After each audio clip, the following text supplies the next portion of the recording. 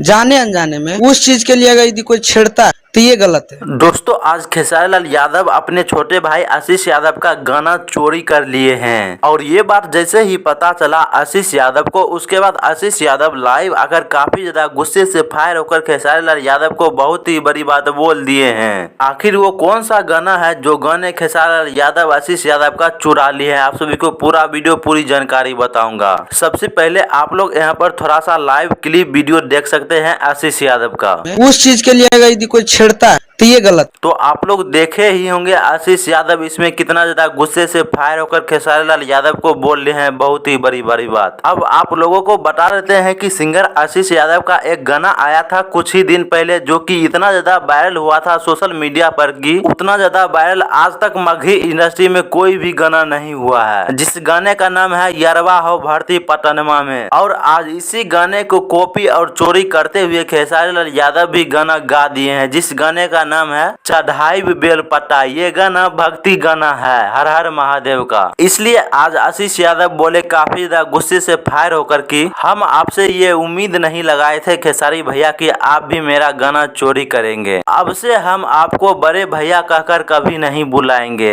ऐसे दोस्तों आपको क्या लगता है कि खेसारी लाल यादव और छोटे भाई आशीष यादव का जोड़ी बना रहना चाहिए या नहीं, आप सभी जरूर कमेंट बॉक्स में बताइएगा।